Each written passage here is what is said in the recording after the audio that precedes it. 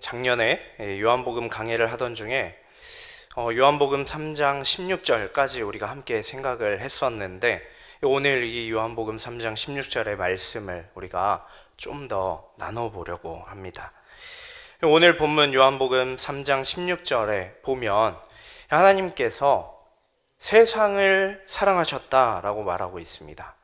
여기서 세상은 헬라어의 원어로 코스모스라고 해요. 영어 성경에는 더 월드라고 번역을 했습니다. 그러니까 지금 예수님께서 자기를 찾아온 니고데모에게 하나님께서 세상을 사랑하신다라고 하시면서 누구든지 독생자를 믿으면 믿는 자마다 멸망하지 않고 영생을 얻게 된다 하는 말씀을 하신 거예요. 이 구절 우리가 자주 듣고 또 우리의 개인의 신앙 고백으로 이렇게 많이들 수납하는 구절이다 보니까 이 말을 선포하신 상황을 고려하지 못할 수가 있습니다. 그런데 사실 이 말씀은 당시 상황에서는 아주 위험한 말씀을 하셨던 거예요. 니고데모와 함께 하셨을 때 하신 말씀인데, 니고데모는 유대인의 지도자였죠. 그래서 그 누구보다도 유대 사상이 확실했던 사람이었습니다. 이 유대인들의 구원관이 무엇입니까? 유대인들은 혈통적으로 아브라함의 피를 받은 자만이 구원을 얻는다라고 믿었습니다. 이방인들에 대해 버려진 사람이다라는 그런 생각을 가진 자들이었어요. 하나님께서 자기들하고만 함께 하신다고 믿었습니다. 그래서 이런 이들의 믿음이 세상 사람들의 시선에서는 하나님을 지극히 저 소수 유대 민족만의 수호신 정도로 만들어버린 것이죠. 물론 니고데모는 나중에 예수님을 변호하는 이런 모습을 봐서는 이제 아마도 경건한 믿음을 가진 자였다라는 것을 생각해 볼 수 있습니다. 그럼에도 예수님께서는 지금 이 유대인의 지도자인 니고데모에게 어찌 보면 위험할 수 있는 이 상황에서 이 말씀을 하시면서 사랑 그 자체이신 하나님, 그 하나님의 사랑이 국소적인 사랑을 내시는 분이 아니라 세상 가운데 얼마나 풍성하게 펼쳐 있는지 그것을 가르쳐주고 계시는 것입니다. 오늘 그 사랑의 크기를 이제 지난 시간에 이어서 이제 두 번째로 한번 생각해 보려고 해요. 오늘 말씀에 보면 하나님께서 세상을 지금 어떻게 사랑하셨다고 하시죠? 이처럼 사랑하셨다고 합니다. 이처럼 무슨 뜻입니까? 이와 같이라는 이야기죠. 그러니까 지금 앞에서 설명된 내용이 있다는 거예요. 이 구절 앞에 어떤 내용이 있냐면 14절에 보면 모세가 광야에서 뱀을 든 것 같이 인자도 들려야 한다 하는 말씀을 하십니다. 이게 무슨 말이냐면 모세가 광야에서 죄를 범한 이스라엘 백성들을 위해서 놋으로 만든 뱀을 장대에 매달아서 높이 세웠던 그때의 일을 얘기하시는 거예요. 이때 놋으로 만든 뱀을 왜 장대에 높이 매달아서 세웠던 거죠? 광야에서 불뱀에 물려서 죽어가는 사람들이 이 놋뱀을 바라보기만 하면 다시 살 수 있게 하시겠다고 하셨던 그 하나님의 약속이 있었기 때문에 그 약속을 믿고 그 놋뱀을 높이 세우고 그것을 보게 했던 거죠. 어떻게 보면 정말 말도 안 되는 것 같지만, 하지만 하나님의 약속을 믿고 그것을 바라본 사람들은 살았습니다. 그런데 이처럼 사랑하사 독생자를 보내셨다라는 말은 하나님께서 이때의 일을 지금 다시 시도하고 계시다라는 얘기를 하는 것입니다. 모세가 광야에서 놋뱀을 보면 살 것이라고 외쳤는데, 그리고 그때 놋뱀을 본 사람들은 누구든지 다 살았는데 이 일을 다시 하고 계시다라는 거예요. 온통 죄로 덮여서 다 죽게 생긴 세상에 하나님께서 사랑하시는 아들을 이 세상에 보내시고 십자가에 높이 매다시고 죽게 하셨는데, 이 하나님의 아들 예수님을 바라보면 살게 하시겠다라는 거예요. 광야에서 모세가 뱀을 들었을 때처럼 이제 십자가에 달린 예수 그리스도를 바라보라는 것입니다. 여기서 이처럼 사랑했다라는 것은 이 세상을 자기의 아들을 십자가에 매어 다실 정도로 사랑하셨다라는 거예요. 14절을 다시 보면 모세가 광야에서 뱀을 든 것 같이 인자도 들려야 한다라고 말씀하십니다. 그리고 그 이유로 15절에 보면 이 사실을 믿는 자들에게 영생을 얻게 하기 위함이다라고 말씀하세요. 뱀을 든 것 같이 인자가 들려야 하고 이 사실을 믿는 사람들은 영원한 생명을 얻게 된다고 말씀하세요. 그런데 여기서 인자가 들려야 한다라고 하는데 지금 여기서 인자가 무슨 뜻입니까? 인자는 사람을 말하는 거예요. 지금 여기서는 예수님을 말합니다.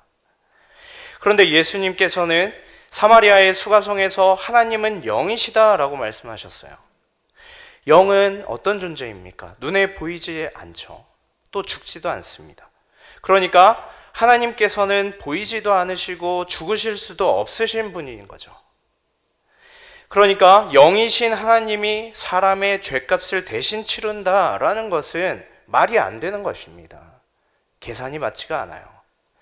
그래서 하나님께서는 죽을 수 있는 인간으로 예수님을 이 땅에 나게 하신 것입니다. 영이셨던 제2위이신 하나님을 죽을 몸을 가지고 예수님이란 이름을 가진 사람으로 나게 하신 거예요. 그래서 예수님을 하나님의 독특하게 출생한 아들이라고 해서 독생자라고 하는 것입니다.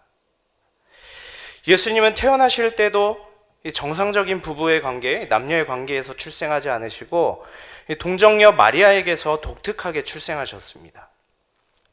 죄 없으신 사람으로 출생하게 하시기 위해서 원죄로 인해 부패한 세상 방식대로 이렇게 출생하지 않으시고 성령님의 역사하심으로 이 땅에 출생하신 것이었어요. 그리고 그런 자기 아들을 십자가에 달려 죽게 하심으로 하나님의 기쁘신 뜻대로 창조된 우리가 회복되게 하시기 위해서 하나님께서 자기 아들을 독특하게 출생시키신 것입니다.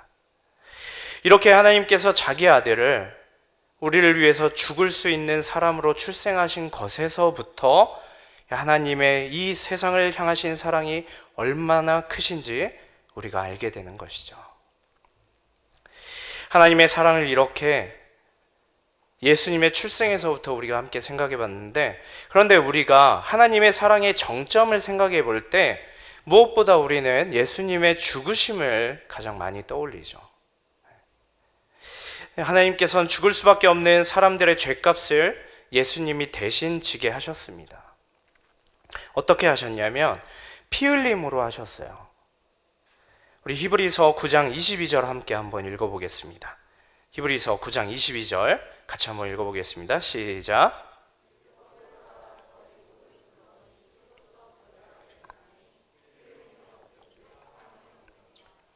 네, 지금 여기서 피 흘림은 무엇을 말하는 거예요? 죽으심을 말하는 것입니다. 하나님의 독생자이신 예수님의 죽음을 말하는 거예요. 영이신 하나님은 죽으실 수가 없어서 죽으실 수 있는 사람의 몸을 입으시고 십자가에서 피 흘리며 죽으셨습니다. 매번 반복해서 제사를 드리며 매번 짐승의 피로 죄사함을 받던 것을 친히 속건제물이 되셔서 흘리신 그 피로 우리의 죄사함을 온전케 하신 것입니다. 이사야서 53장 10절도 한번 같이 읽어보겠습니다. 이사야서 53장 10절 같이 읽겠습니다. 시작.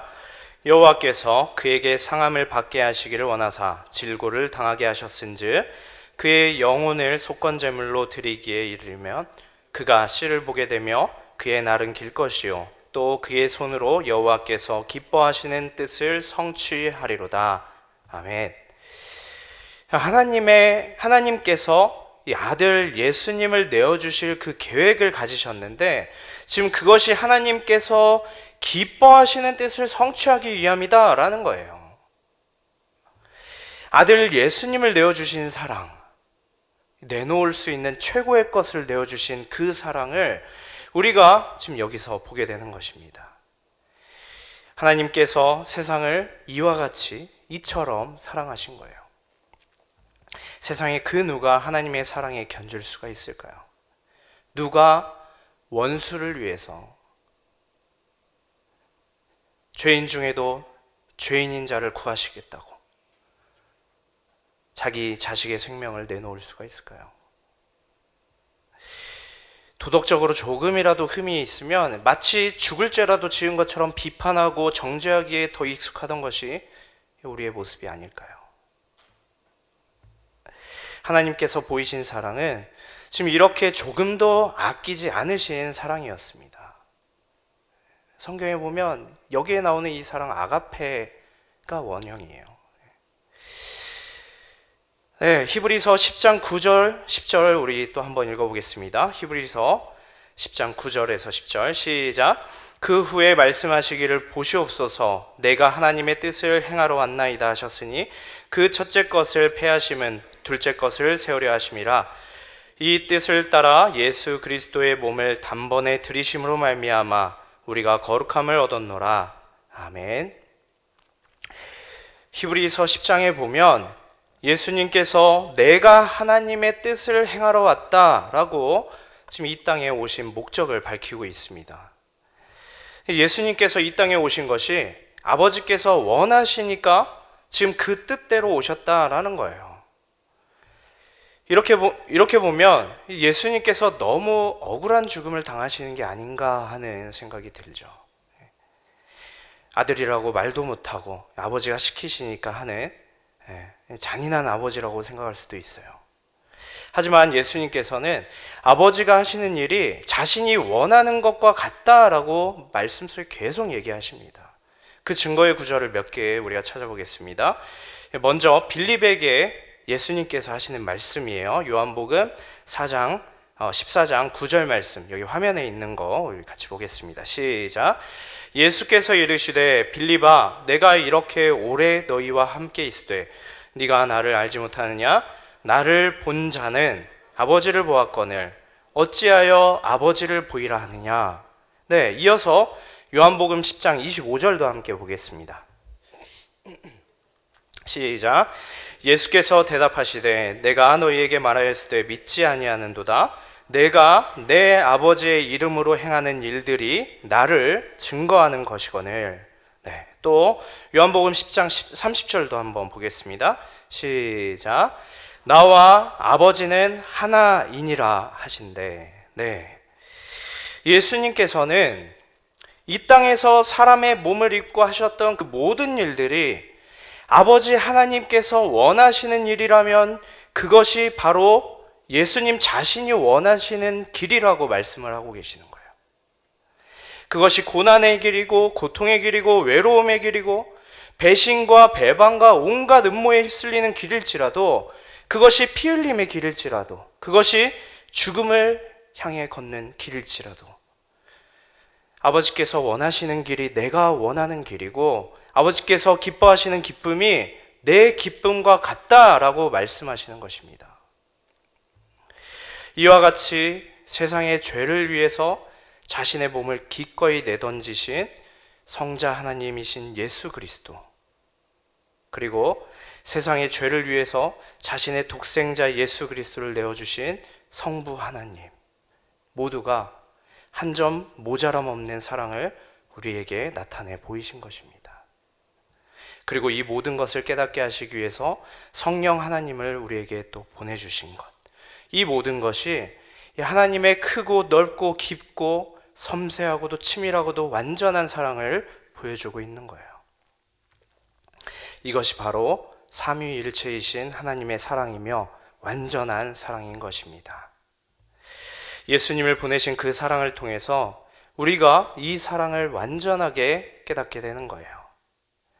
하나님께서 세상에 그리고 우리에게 베푸신 사랑이 이와 같이 이처럼 크고 넓고 깊은 것입니다. 그 차고 넘치는 사랑으로 우리가 영원한 생명을 누리게 된 것이죠. 모세가 광야에서 뱀을 들어 그것을 믿음으로 본 자들이 다 살아난 것과 같이 이 세상에 예수님이란 이름으로 오시고 십자가에 높이 달리신 그 성자 하나님을 믿으면 그 누구를 막론하고 멸망하지 않고 영생을 얻습니다. 이것이 예수님께서 니고데모에게 하시는 말씀이자 이 세상 가운데, 사랑하는 이 세상 가운데 선포하시는 말씀인 것입니다. 하나님께서는 자신이 만드신 이 세상을 이와 같이 사랑하셨어요. 그런데 이 사랑을 완전히 영원히 누리게 되는 것은 모두에게 해당되는 것이 아닙니다. 여기에는 중간도 없어요. 오직 독생자 예수 그리스도를 믿는 자, 곧 그에게 영원하고도 완전한 하나님의 사랑이 함께하는 것입니다. 우리 사랑하는 주님의 자녀들, 우리 동도의 청년들, 그리고 우리 사부 예배자들 모두가 이러한 주님의 도저히 측량할 수 없는 사랑을 깊이 체험하는 그런 하루하루, 그런 2023년의 한 해가 되시기를 바랍니다. 그리고 그 사랑을 증거하는 삶을 사는 우리 모두가 되기를 간절한 마음으로 소원합니다.